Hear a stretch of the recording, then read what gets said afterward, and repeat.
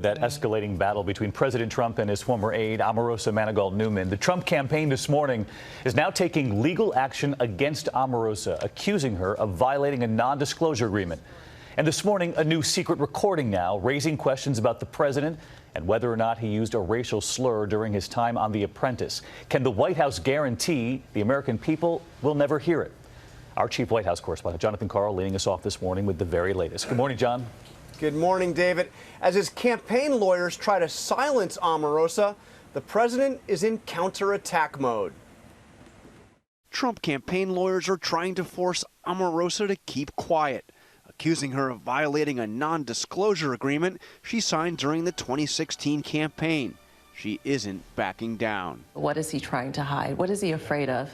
If he hadn't said anything that was derogatory or demeaning to African Americans and women, why would he go to this extent to try to shut me down? The feud has become deeply personal, the president taking to Twitter to call her a crazed, crying lowlife, adding, "Good work by General Kelly for quickly firing that dog." Is this any way for a president to talk about any American, let alone somebody that he hired and made the highest ranking African-American woman that served in his White House? I think the president is certainly voicing his frustration with the fact that this person has shown a complete lack of integrity. But why did he hire her? I mean, why did he hire somebody he's describing as a dog, as a lowlife? The president wanted to give her a chance. Among Omarosa's many explosive charges, that the president had been caught on tape using the N-word back when he was doing The Apprentice. On Twitter, the president insisted there are no tapes of The Apprentice where I used such a terrible and disgusting word, as attributed by wacky and deranged Omarosa.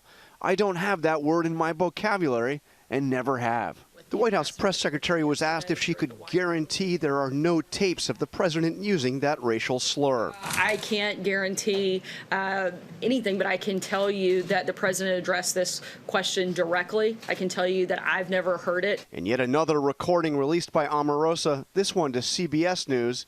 Omarosa says Trump campaign spokesperson Katrina Pearson and campaign aide Lynn Patton are heard talking during the 2016 campaign about whether Trump may have used that slur on an alleged tape. I'm trying to find out at least what context it was used in to help us maybe try to figure out a way to spin it. I said, well, sir, can you think of any time that this might have happened? And he said no. Well, that's not true. He goes, how do you think I should handle it?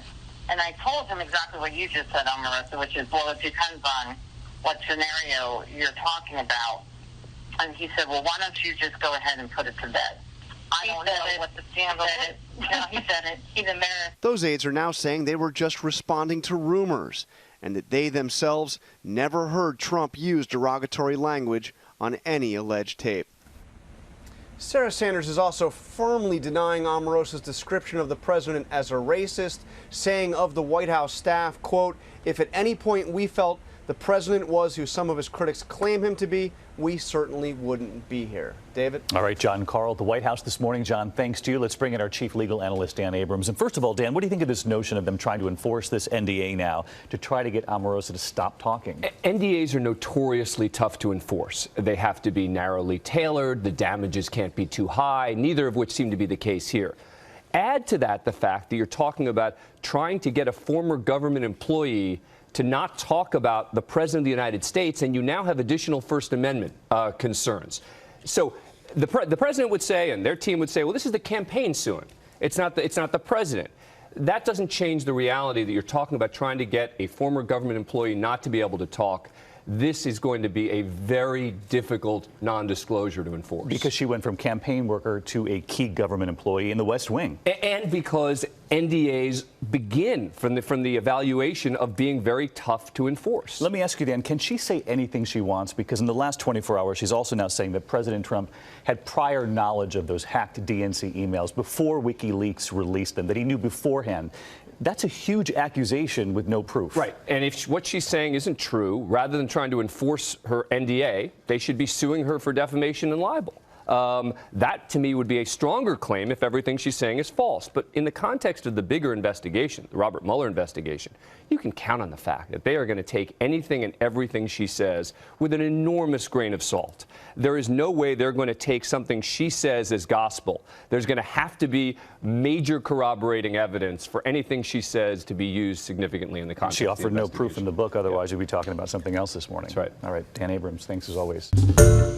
Hi, everyone. George Stephanopoulos here. Thanks for checking out the ABC News YouTube channel. If you'd like to get more videos, show highlights, and watch live event coverage, click on the right over here to subscribe to our channel. And don't forget to download the ABC News app for breaking news alerts. Thanks for watching.